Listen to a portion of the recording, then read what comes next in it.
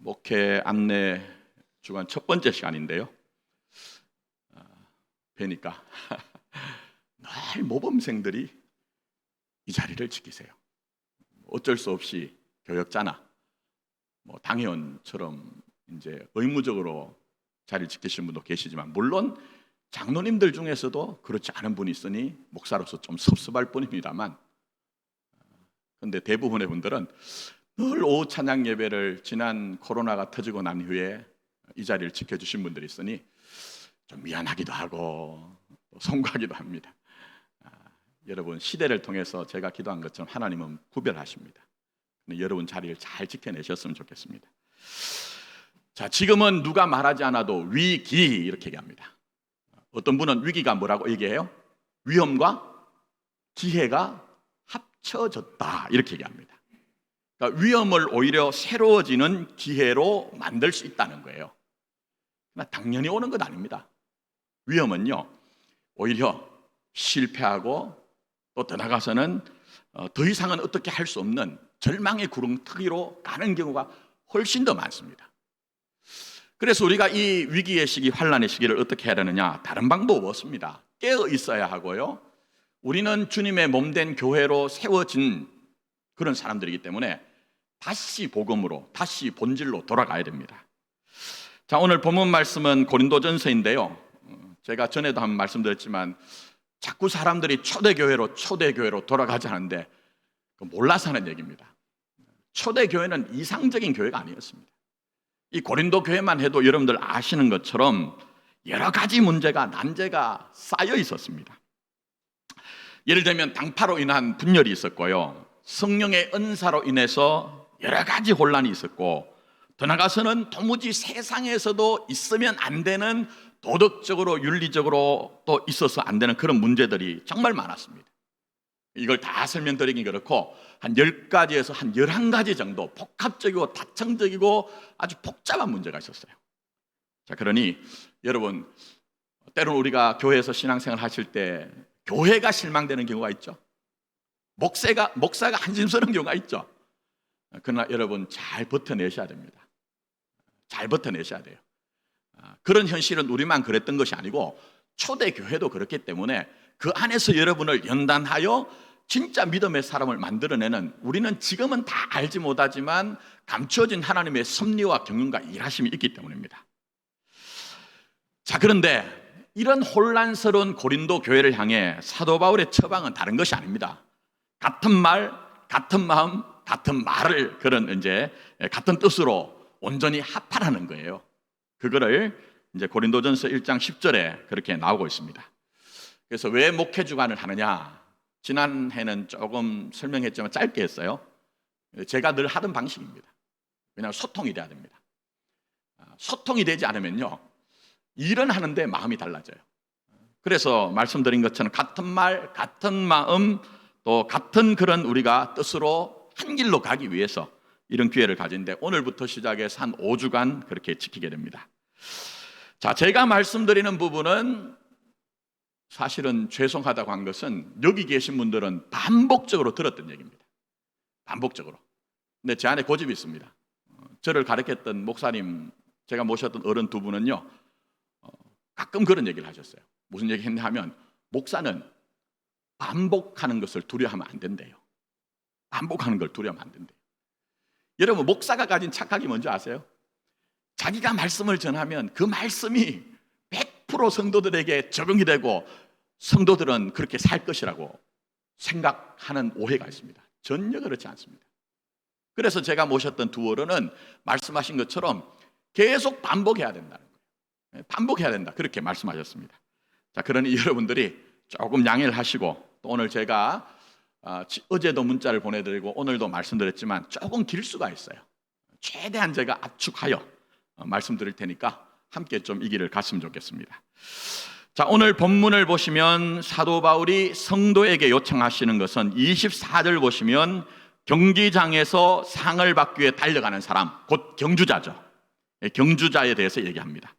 그들이 상을 얻도록 달려가고 있는데, 그 세상의 상을 위해, 면류관을 위해 그렇게 달려간다고 하면 너희는 썩어질 면류관 정도의 영광이 있는 것이 아니기 때문에 달려가야 된다는 거예요.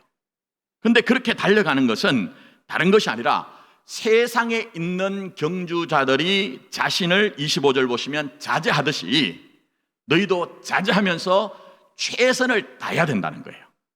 여기 보시면 목적이 있고 목표가 있고 그것을 이루기 위한 요청되는 어떤 태도가 나오죠. 예?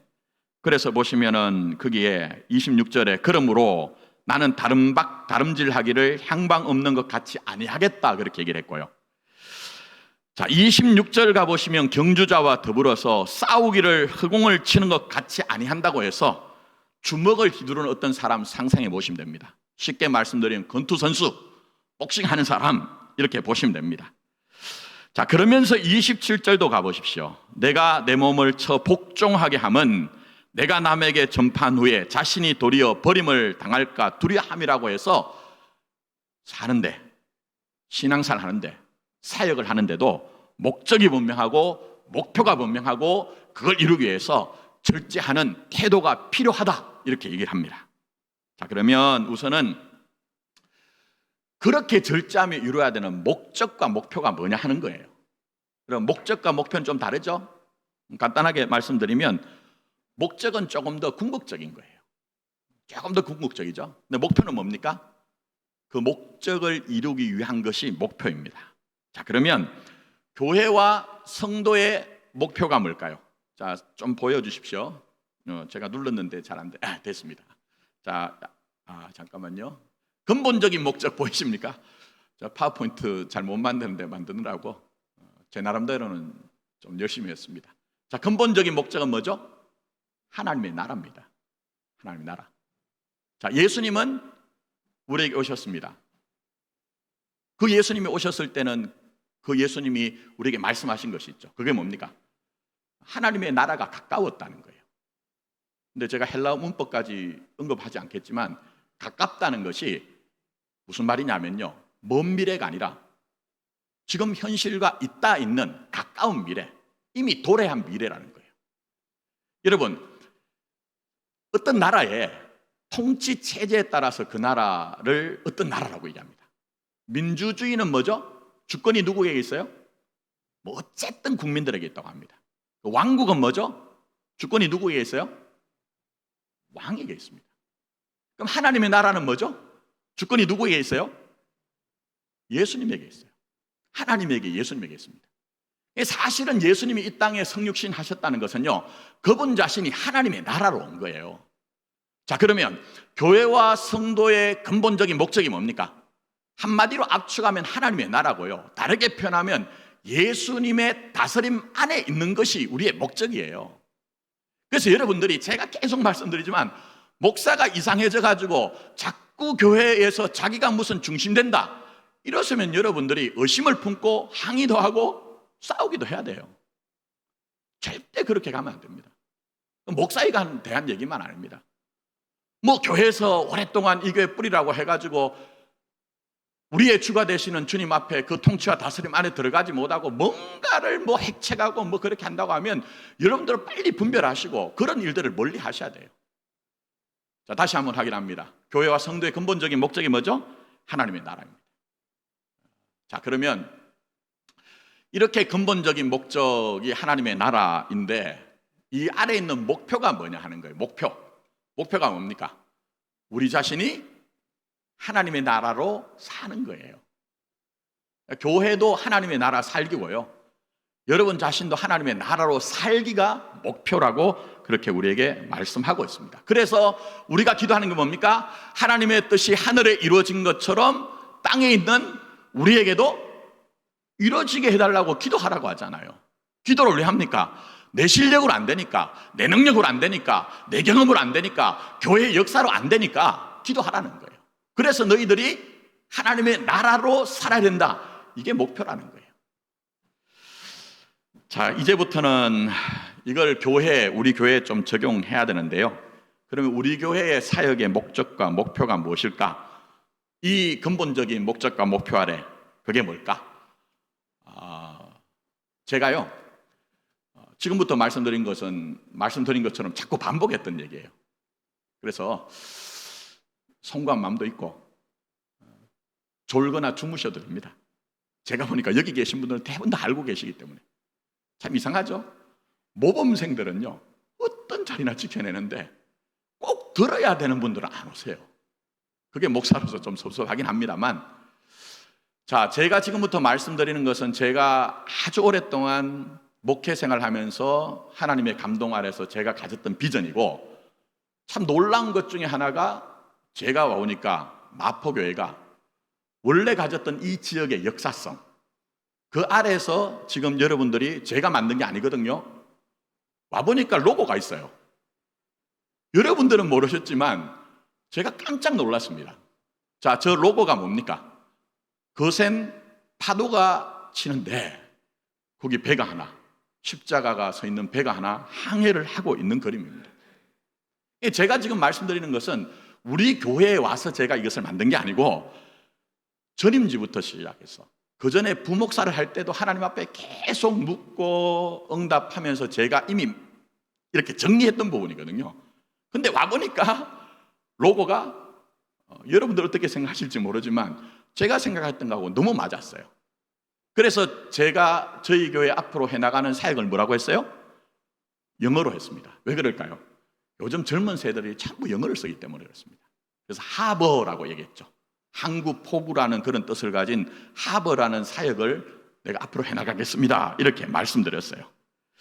자, 그러니 제가 뭘 말씀드리냐 하면요, 좀 이해해 달라는 거예요. 여러분 구석에 목사가 마음에 안 들고 교회가 좀 부족한 점이 있어도, 아, 그런 신비 속에서, 그런 어떤 뜻 속에서 저 목사가 왔구나. 제가 저희 교회 와가지고 제일 많이 들었던 말들은 저를 굉장히 상하게 하는 말들을 많이 들었고요. 또 사실 오늘 제가 말씀드리는 것은 교회의 목적과 목표이기도 하지만 다르게 얘기하면요, 목사 사용 설명서입니다. 뭐라고요? 목사 사용 설명서입니다. 제가 이 교회에 오기 전에 이미 저는 이런 목회를 하겠습니다 하고 제출했던 것인데, 제가 와보니까요, 제가 지금까지 목회를 하면서 경험했던 어떤 교회보다도 그런 목사 되지 마세요라고 하는 분이 굉장히 많았어요. 이미 마포교회에 제가 지원을 할 때는 목사를 이렇게 사용해 주세요라고 했는데 그 사용 설명서는 전부 다 어디 갔는지 각자 가진 그런 어떤 매뉴얼을 가지고 와서 당신은 이런 목사가 돼야 됩니다, 그런 분들이 많았어요. 근데 의외로요, 저 고집셉니다. 저희 모친이 황가입니다. 그래서 우리나라의 성씨 중에 고집센 대표적인 성씨가 몇몇 있죠? 그게 뭡니까? 황씨 고집이 황소보다 세대요. 제 DNA의 반은 저희 모친에게 받은 거거든요. 그래서 나름대로 고집이 있습니다. 그래서 여러분, 제가 이 교회를 지원할 때 여러분들에게 제시했던 그 하나님 나라가 목적이 되어서 하나님 나라로 하기 위한 하버 미니스트리라고 하는, 우리가 정말 우리가 교회 자신을 위한 것이 아니고 마치 항구와 포구가 사람들과 물류를 위해 존재하는 것처럼 우리 교회는 그렇게 돼야 된다는 것에 대해서 고집 부리지 마시고 아집 부리지 마시고 좀 따라주셨으면 좋겠다는 겁니다. 물론 그것은 목사가 무슨 교회 안에서 주장하자는 것 아닙니다. 우리 교회 머리는 누구시죠? 예수님입니다. 근데 제가 아쉽게도 저희 교회에 와서 아직도 저에게 충격적으로 제가 들었던 얘기가 있습니다. 그건 제가 새벽마다 지금도 기도하는 내용이에요. 그게 뭐냐면은 저를 찾아오셨던 많은 분들, 만났던 분들이 우리 마포교회는 우리 자신이 주인이야 하는 얘기를 들었습니다. 제가 그때 얼마나 마음이 아팠는지 모릅니다. 하나님 100년의 역사가 가까운 이 교회가 어떻게 해서 이 교회의 주인은 자기 자신이라고 얘기합니까? 설사 그 속에는 그런 마음이 있다 할지라도 교회 머리는 주님이신데 어떻게 그렇게 반복음적인 얘기를 할 수가 있습니까? 반성경적인 얘기를 할 수 있습니까? 하나님, 이 교회 머리는 주인은 주님이 되게 해주세요. 이 기도를 지금 이 새벽에도 날마다 눈물 흘리며 멈추지 않고 있습니다. 그러니 목사가 무슨 주장하기 위해서 제가 이렇게 얘기한다고 여러분 오해를 하시면 안 됩니다. 자, 그러면 우리가 이런 주님이 머리 되는 교회를 이루기 위해서 현실적으로 우리가 가져야 되는 그런 목적이 뭘까요? 자, 여기에 대해서 한번 같이 읽겠습니다. 시작. 마포교회는 하나님을 예배하며 하나님 나라 복음으로 세상을 축복하고 다음 세대를 세우는 교회다. 그렇게 했습니다. 핵심은 하나님 나라 복음입니다. 그 하나님의 나라의 복음을 이루기 위해서 온전하게 하나님과의 관계에서는 예배하고, 또 더 나아가서는 그 받았던 은혜의 능력을 가지고 세상을 축복하고, 또 더 나아가서는 다음 세대, 우리가 그렇게 세우는 교회가 돼야 됩니다. 자, 그래서 그 다음에 보시면 이거를 조금 이제 직접적으로 사명 선언문으로 그렇게 바꿨죠. 자, 한번 읽어보겠습니다. 시작. 우리는 모든 사람, 모든 세대에게 하나님 나라 복음을 전하여 그들이 하나님을 예배하게 하고 세상을 섬기며 다음 세대를 세우는 하나님 나라 복음의 정인으로 살게 한다. 자, 여기서 제일 중요한 게 뭐죠? 정인이에요. 정인. 정인으로 살게 하는 거예요. 내가 정말 하나님의 나라로 주님으로 인해서 이루어졌다고 하면 그 감격과 감탄과 은혜는 자기 혼자 붙들고 살 수 없거든요. 그렇지 않습니까, 여러분? 제가 이제 제 친구 교회 갔더니 한번 오라고 해서 갔습니다.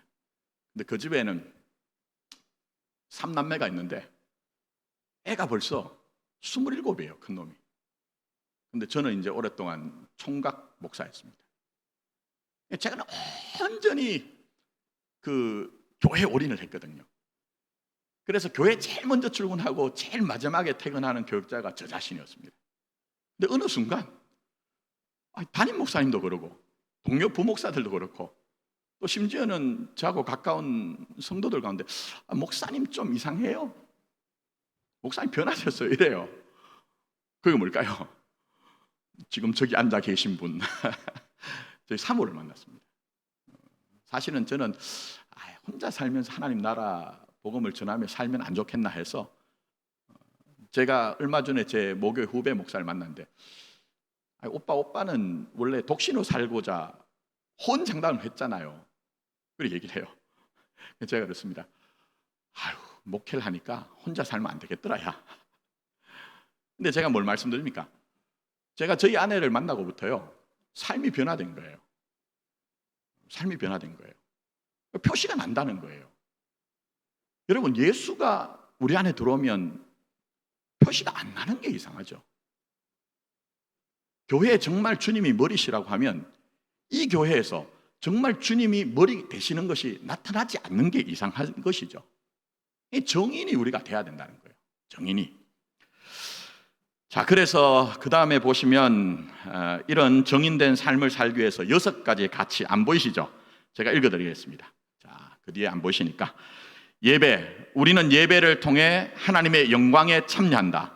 교제, 우리는 교제를 통해 성도의 하나됨을 지킨다. 성장, 우리는 성장을 통해 장성한 그리스도의 제자가 되게 한다. 교육, 우리는 교육을 통해 다음 세대를 세운다. 사역, 우리는 사역을 통해 주님의 몸된 교회를 세운다.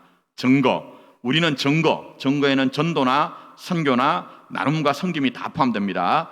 우리는 증거를 통해 세상에 하나님의 나라의 복음을 전한다. 이렇게 돼 있고, 이에 따라서 이게 왜 뒤로 돌아가죠? 잘못 눌렀습니다.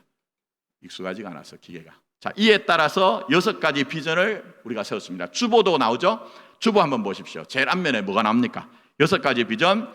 예루살렘의 비전이 뭡니까? 영광스러운 예배 공동체. 나사렛의 비전은요?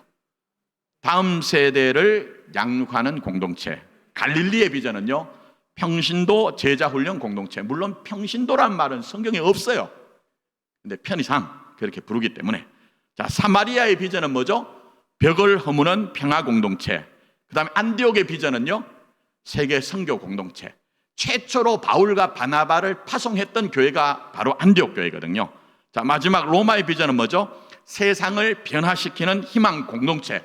이게 6가지 비전이 있습니다. 물론 이게 지금 다 이루어졌다는 것도 아니고 수월 타는 것도 아닙니다. 그러나 우리는 이 방향으로 가야 된다는 거예요. 이를 위해서 뭐가 있죠? 하버 미니스트리, 소망의 항구이신 주님께서 자기 자신을 위해서 존재한 것이 아니라 여러분을 위해 존재한 것처럼 교회는 교회를 위해 존재하는 것이 아니라 하나님이 이처럼 사랑하신 그 세상을 위해 존재하는 거예요. 그러니 우리는 분명히 알아야 되죠. 사도 바울이 뭐라고 했습니까? 나는 어떻게 해요? 죄 하나. 누가 성해야 된다고요? 그리스도가 성해야 된다고 한 것처럼 우리는 우리 안에 자신은 좀 쪼그라들고 약해져도 예수가 우리에게 커져야 되고, 더 나아가서 그 예수로 말미암아 세상과 다음 세대를 살리는 교회가 돼야 된다는 겁니다. 자, 이를 위해서 4가지 영역을 제가 설명드렸습니다. 자, 이거는 우리 교회 와서가 아니고 말씀드린 것처럼 제가 어릴 때부터 정리하고 기도했던 거예요. 자, 이를 위해서 중심에는 하버스터리 미니스터리가 있습니다. 자, 그런데 그것을 4가지 영역으로 나눴습니다. 자, 제일 먼저 첫 번째 영역이 뭐죠? 하나님과의 관계 영역. 자, 두 번째는요, 다음 세대와의 영역. 세 번째는요, 선교의 영역. 그 다음에 4번째가요, 섬김과 봉사 영역입니다. 그래서 코로나가 터지기 전에 무조건 그 한 해의 주제나 목표는 어떻게 됐어요? 예배, 그 다음에 다음 세대, 선교, 그 다음에 섬김, 봉사, 이렇게 사이클을 가지고 매년 이렇게 우리가 갔던 거예요. 제 마음에는 그렇게 한 바퀴를 돌고 2바퀴를 돌고 3바퀴를 돌면, 여러분 스노우볼 효과라고 아십니까? 스노우볼 효과가 뭡니까? 산 위에서 눈덩이를 뭉쳐가지고 던졌더니 그게 굴러내려오면서 점점 더 큰 눈덩이가 되는 것처럼 우리 교회가 그렇게 되었으면 좋겠다 하는 마음이 여기에 담겨 있는 거예요. 그런데 코로나가 터졌어요. 그럼 중단해야 됩니까? 포기해야 됩니까? 아니겠죠. 그래서 다시 이제 무너진 영역을 우리가 수축하자, 이런 의미로 2022년 주제가 뭡니까? 다시 세우다, 리스타트 업, 이렇게 했습니다. 전반적인 것들을 우리가 다시 정리를 하고 있다, 이렇게 이해를 하시면 되겠습니다. 자, 이제까지 제가 설명드린 것은 지금까지 설명드렸고, 그러면 이제 2022년 목회 방향이 뭔가? 이거는 이제 끝났습니다. 이제 저만 비추시면 됩니다. 올해도 그렇고 앞으로도 지속 가능한 발전과 성장을 하기 위한 방향이라고 생각하시면 되겠습니다.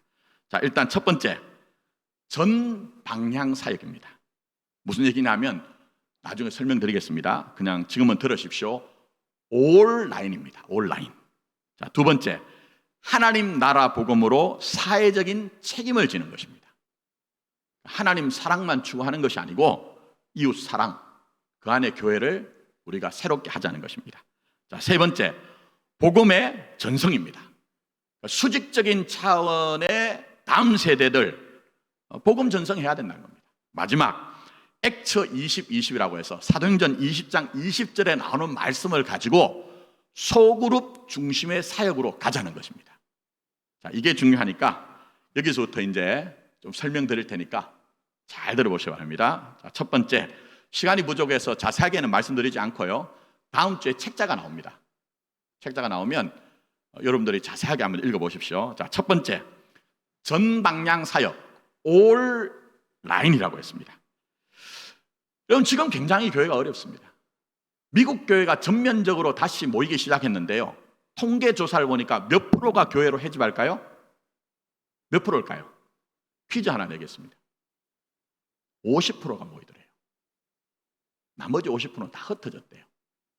감리교, 제가 레터링을 해서 계속 받고 있는 미국 감리교 본부에서 오는 자료가 있습니다. 그럼 이런 현실은 미국만 그런 것인가? 우리도 똑같습니다.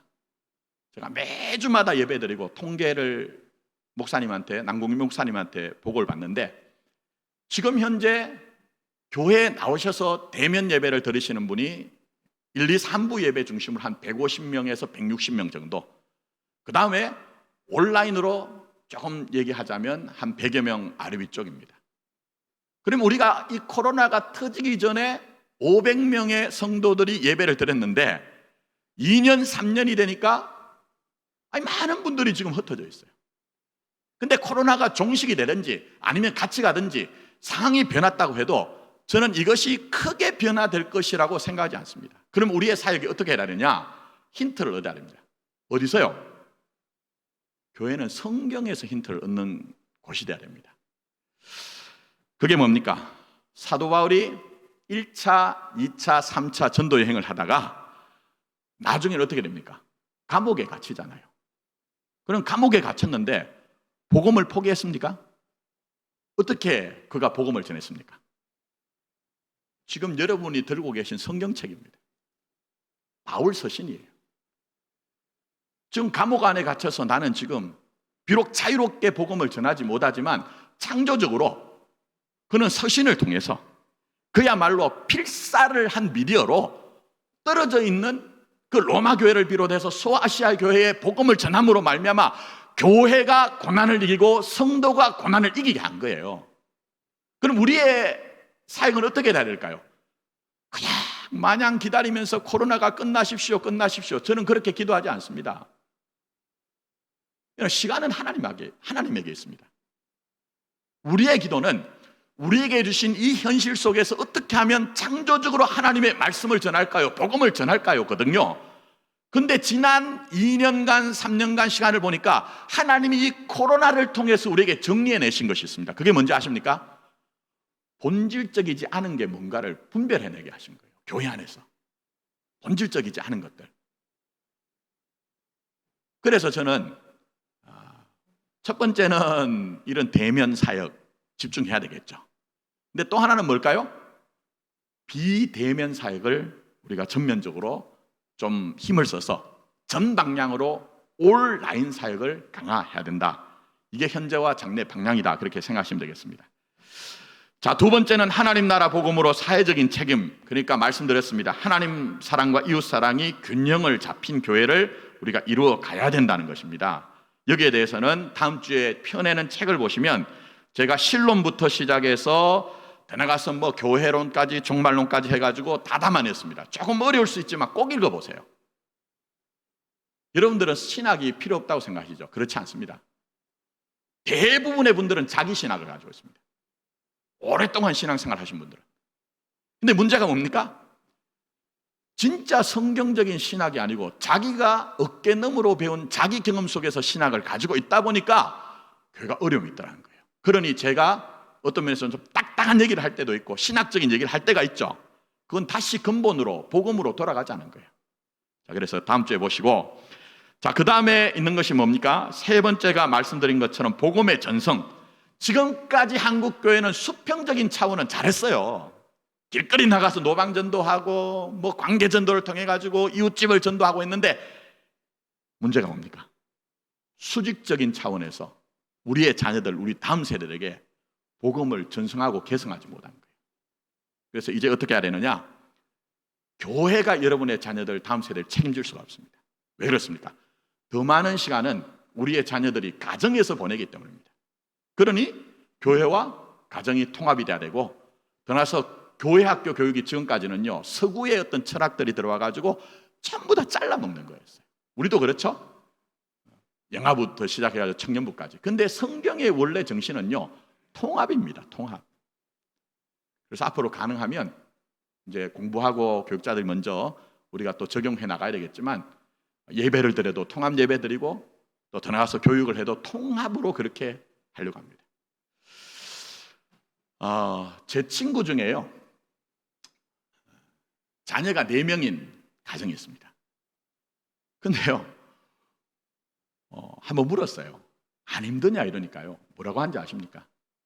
애 둘 키울 때는 힘들었는데 셋 놓고 넷 놓으니까 하나도 안 힘들대요. 왜 그러냐 이러니까 자기들끼리 서로 돌보면서 큰다는 거예요. 자기들끼리. 예? 무슨 얘기입니까? 교회도 그래야 됩니다. 선배와 후배가, 부모 세대와 자녀 세대를 함께 하면서 그렇게 서로 돌보면서 신앙이 성장하는 것이 기독교 신앙이지, 특별한 세대만 잘라내가지고 그렇게 하는 게 아니라는 겁니다. 자, 마지막에는 액처 20-20이라고 해서 소그룹 사역에 집중하겠다 말씀드렸는데 시대가 그렇습니다. 무슨 얘기입니까? 지금처럼 교회가 성도들을 모으는 수단으로는 더 이상 모을 수가 없습니다. 왠지 아십니까? 사람들이 점점 개별화되어서 개인주의로 가기 때문입니다. 그래서 어떻게 해야 됩니까? 이제는 소그룹 중심으로 가야 됩니다. 자, 그래서 제가 나중에 여러분들이 책을 찾아보시면 다시 한번 보시겠지만 사도행전 20장 20절에 이렇게 얘기해요. 유익한 것은 무엇이든지 공중 앞에서나, 대중 대그룹이죠. 자, 그 다음에 각 집에서나, 이건 소그룹이죠. 거리낌 없이 너희에게 전하여 가르치고 라고 해서 이제는 우리 교회가 대그룹 중심에서 소그룹으로 조금 더 우리가 좀 역동적인 그룹을 만들어야 된다는 겁니다. 자, 이까지 했더니 시간이 벌써 38분입니다. 자, 이제 본문으로 들어갑니다. 제가 많이 압축했습니다. 많이 압축했으니까 양해를 해주시고, 자, 그러면 이런 근본적인 목적과 목표 아래 우리가 가지는 그런 이제 교회의 어떤 근본적인 목적과 목표를 봤습니다. 그리고 방향도 살펴봤어요. 자, 그러면 어떻게 해야 되느냐? 어떻게 해야 되느냐 하는 것이죠. 자, 오늘 본문으로 들어가서 이제 묵상합니다. 자, 가장 먼저 첫 번째, 주님은 우리에게 경주자처럼 권투 선수처럼 부르심에 대한 목적과 목표를 알라고 얘기하고 있어요. 그리고 그것을 이루기 위해서 절제하는 것이 꼭 있어야 된다고 얘기를 하고 있습니다. 자, 이건 이 앞에서 설명드렸으니까 더 이상 설명드리지 않을게요. 그러나 이 고린도전서에서 나오는 경주자나 권투 선수에는 배경이 있습니다. 간단하게 말씀드릴게요. 고린도라는 도시에는 2년마다 한 번씩 열리는 이스미안 경기라는 운동 경기가 있었습니다. 이거는 올림픽이라고 하는 거죠. 아테네에서 열리는 그 경기 다음으로 가장 큰 경기였어요. 근데 이 경기가 얼마나 대단했냐 하면요, 이 이스미안 경기가 열리기 전에 한 10개월 정도 앞에서 각 선수들이 이미 이스미안 경기를 준비하기 위해서 각 그 산이나 골목이나 이런 데서 자기를 막 열심히 단련을 했거든요. 그걸 배경으로 하고 있습니다. 자, 그러면 사도 바울이 얘기한 게 뭡니까? 신앙이 뭐냐 하는 거예요. 아니, 저렇게 세상에 있는 사람들이 황제의 면류관을 받기 위해서 자기를 절제하면서 그 목적과 목표를 해서 각축을 벌리고 저렇게 땀을 흘리고 저렇게 근육이 움찔거릴 정도로 애쓰고 있는데, 하나님의 나라의 영광과 면류관을 위한 너희는 뭘 지금 믿고 그렇게 따라가고 있느냐 하는 거예요. 그렇지 않습니까, 여러분? 아니, 예수 믿는데 시간적으로 보셔도 하나님 없는 사람들은 주 5일 근무제가 되어서 토요일도 쉬고 주일도 쉬고 자기 가고 싶은 곳을 가는데, 아니, 이 교회에 주일날 거룩한 날이라고 해서 오셔가지고 그 세상의 경주자들이, 권투 선수들이 그렇게 각축을 벌리는 것보다 못한 것으로 산다고 하면 이게 아니잖아요. 그러니 사도 바울이 얘기하는 것은 목적과 목표를 확인하면서 그렇게 절제하며 좀 살아보자, 이렇게 얘기를 하고 있는 것입니다. 자, 그러니 간단하게 말씀드리겠습니다. 여러분 잘 한번 생각해 보십시오. 진짜 고급한 신앙이 뭘까요? 제가 저희 교회 와서 계속 쓴소리, 아픈 소리를 하니까 많은 분들이 좀 힘들어 하신 분이 계신데요, 그거는 여러분, 하나님의 말씀은요, 위로가 먼저가 아니라 현실을 먼저 드러내는 것이 우선입니다. 그래서 우리가 아신 것처럼 하나님의 말씀은 교훈과 책망과 바르게 함과 의로 교육하기에 유익하다고 했고, 사생자는 징계가 없지만 아들이기 때문에 징계하고 연단한다고 했거든요. 그럼 지금까지 우리의 인생과 우리 교회를 한번 살펴보자는 겁니다. 과연 우리는 하나님이 우리를 부르신 부르심의 목적과 목표를 이해하고 그렇게 우리가 좀 절제하면서 우리가 주님 위해서 살았느냐는 것입니다. 괜찮습니다. 뭐 지금까지 부족하다고 해도 이제부터는 우리가 그렇게 좀 살자는 것입니다. 왜 그러냐? 그건 다른 게 아닙니다. 그것은 우리의 현실이 녹록치 않기 때문입니다. 우리가 사는 세상이 녹록치 않은 것뿐만 아니라 우리의 영적 현실이 뭐죠?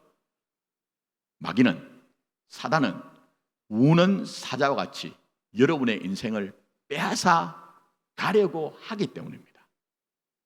그래서 여러분이 성경을 보시면, 특히 사도 바울의 서신서를 보시면요, 전부 다 그 얘기입니다. 우리가 지금 묵상하고 있는 에베소서를 보시면 에베소서 5장 18절에 뭐라고 했습니까?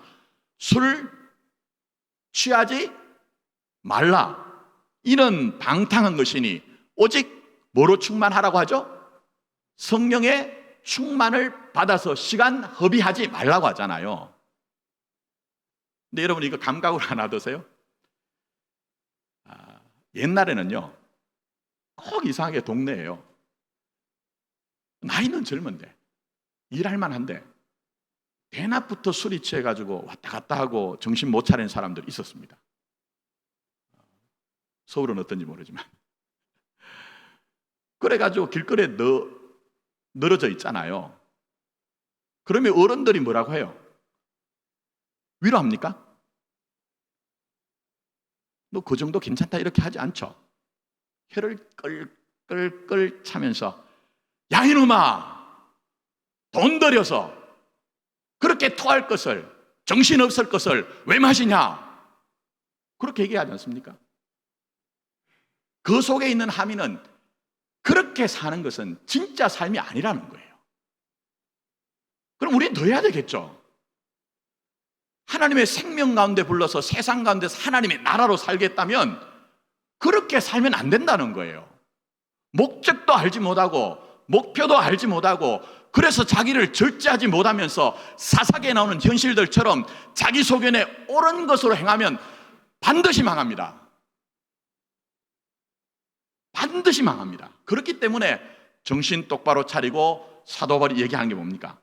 목적과 목표 분명히 하고 절제하며 살자는 거예요. 저는 저와 여러분들이 이 부르심을 확인하면서 주님을 위해 살아갔으면 좋겠습니다. 자, 이제 하나만 더 정리하면 끝납니다. 자, 오늘 주님께서는 우리에게 오늘 본문 읽지 않은 부분으로 나갑니다. 하나님의 나라나 교회는 너보다 크다는 것을 인식하라고 얘기해요. 이게 무슨 얘기입니까? 이스미안 대전은 황제의 면류관을 받기 위해서 개인이 각축하는 거예요. 근데 너희는 그럴 수 없다는 거예요. 고린도 교회 문제가 뭡니까? 말씀드린 것처럼 부르심의 목적과 목표를 알지 못하니 자기를 절제하지 못한 거예요. 그건 다르게 얘기하면 교회가 너보다 더 크다, 하나님의 나라가 너보다 더 크다는 것을 알지 못하고 자기가 드러나기 때문이라는 거예요. 자, 그래서 말씀드렸죠. 본문 읽지 않았는데 고린도전서 12장 한번 가보십시오. 자, 이 졸리는 시간에 12장 다 읽진 않습니다. 자, 12장 12절로 한번 가보십시오. 오늘 우리가 묵상했던 말씀과도 똑같이 나옵니다. 자, 12절만 한번 보겠습니다. 자, 같이 한번 읽을까요? 자, 시작. 몸은 하나인데 많은 지체가 있고 몸의 지체는 많으나 한 몸인가 같이 그리스도도 그러하니라 얘기하면서 그 아래 쭉 그런 것들이 다 등장하고 있습니다. 자, 일일이 강의하지 않지만 교회가 뭡니까? 머리이신 그리스도 예수의 몸입니다. 그리고 그 몸에 여러분은 지체로 참여하는 거예요. 여러분이 몸이 아닌 거예요. 어떤 목사들은, 어떤 당회원들은, 어떤 성도들은 자기 자신이 몸의 지체라는 것을 알지 못하기 때문에 자기가 몸보다 더 크려고 하는 경우가 있어요. 그건 신앙적이 아닙니다. 육신적인 겁니다. 더 나아가서 성경은 마귀적인 것이라고 얘기하고 있어요. 근데 어떻게 하나님의 자녀로 하나님의 백성으로 부름받은 사람이 이런 하나님의 복음 안에 있는 뜻을 알지 못하고 왜 지체이면서 자기가 몸보다 크려고 하느냐 하는 거예요. 그러니 목사부터 주님 앞에 무릎 꿇어야 되겠죠. 당회원들이 주님 앞에 무릎 꿇어야 되겠죠. 교회의 뿌리라고 하시는 분들도 주님 앞에 무릎 꿇어야 되겠죠. 그렇지 않으면 지금은 모르지만 큰일 납니다. 정말 주님 앞에 서서 판단받을 때 큰일 납니다. 그때는 탄식도 필요 없고요. 그때는 회개도 할 수 없는 거예요. 그러니 나보다 주님의 몸인 교회가 크다는 것을 인정하고 하나님의 나라가 크다는 것을 인정해야 됩니다. 그래서 그 아래 뭐가 나옵니까? 오늘도 제가 1, 2, 3부에 설명드렸지만 지체가 나오잖아요. 이걸 제가 좀 말씀드려 볼까요? 이걸 잘 이해할 수 있는 게 운동경입니다. 그 가운데 하나가 야구예요. 야구에는요 주전 후보가 있고요 한 20명 이상이 되는 선수단이 꾸려지면 그 안에서 공격을 하고 수비를 할 때 수비도 각각 자기 위치가 있습니다. 자기 위치에서 잘하면 돼요. 자기가 잘한다고 해가지고 포수가 투수의 자리에 올라갈 수 없거든요. 유격수가 1루에까지 달려가가지고 그렇게 할 수 없거든요. 더 나가서 여러분, 공격을 한다고 할 때도 감독이요, 물론 뭐 선수를 순서에 따라서 배치를 하지만 아무리 뛰어난 타자라고 해도요, 경기 상황에 따라서는 감독이 너 지금 배트를 휘두르지 말고 희생 번트를 대, 이렇게 할 때 어떻게 해야 됩니까? 쌍. 내가 이 팀에서 4번 타자인데, 홈런 타자인데 이렇게 될 수 있습니까? 그렇게 될 수 없어요. 왜 그렇습니까? 선수보다 뭐가 위대해요? 그럼 소리 못 들어보셨습니까? 선수보다 팀이 위대한 거예요. 똑같습니다. 제발 좀, 이 자리에 계신 분들은 그런 분들이 안 계시겠지만, 모범생이시겠지만, 목사의 마음에 정말 아프고 때는 힘든 것이요, 자기 자신이 팀보다 위대하려고 하는 사람을 볼 때입니다. 정말 그렇습니다. 여러분이 어떠신지 모르지만 교회보다 우리는 위대하지 않습니다. 하나님의 나라보다 우리는 위대하지 않습니다. 그렇게 사시면, 말씀드렸죠, 마지막 순간에 주님 앞에 우리가 다 설 것인데, 그때는 제가 모르겠어요. 정말 모르겠어요.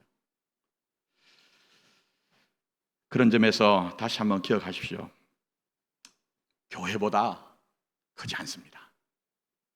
우리는 하나님의 나라보다 크지 않습니다. 이걸 잘 유념하셔야 돼요. 이거 기억하는 성도가 많은 교회가 좋은 교회입니다. 다른 거 아무것도 아닙니다. 제가 얼마 전에 김포에 친구가 담임하는 모교회를 다녀왔습니다. 언더우드 선교사님이 세운 한 120년, 130년 되는 교회예요. 근데 임직식이 이제 곧 있습니다. 그런데 이 친구가 하는 얘기가, 임직을 한 30몇 분이 하셔서 한 40분 가까우세요. 그런데 그 중에 한 분이 딱 한 표 차로 떨어졌대요. 딱 한 표.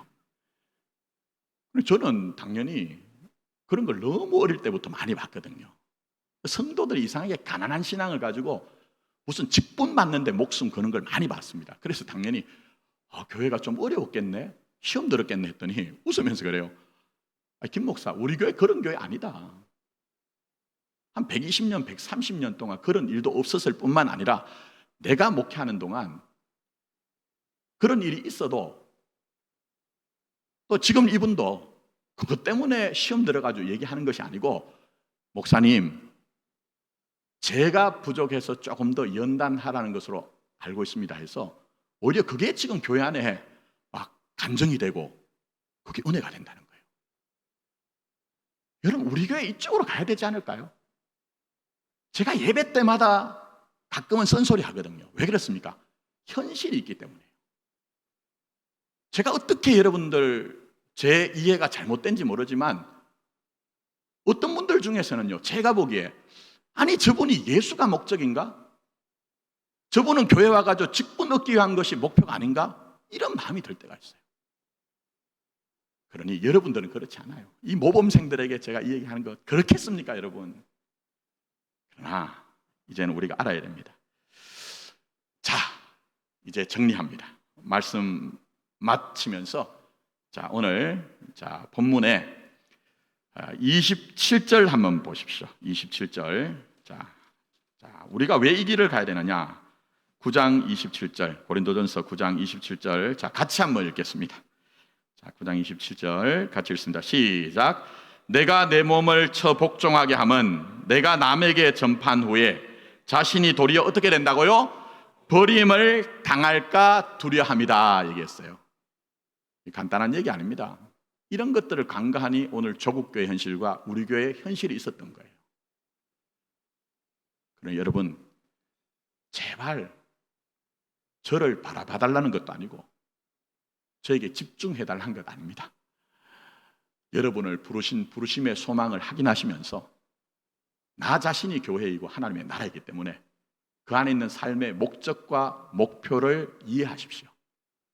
그리고 때로는 교회가 마음에 들지 않고 목사가 왜 저러나 할 때도 여러분들이 나보다 교회는 크다, 나보다 하나님의 나라는 더 크다는 쪽에서 좀 유보도 하시고 또 기다려도 주시면서 우리 다 함께 정말 우리 세대에 우리 하나님이 역사하셔서 우리 교회가 정말 하나님의 역사, 인간의 역사가 아니고 하나님의 역사로 회복되었구나 하는 것들을 좀 남겼으면 좋겠어요. 그런 저와 여러분 되기를 예수님의 이름으로 축복합니다. 자, 우리 함께 기도합시다.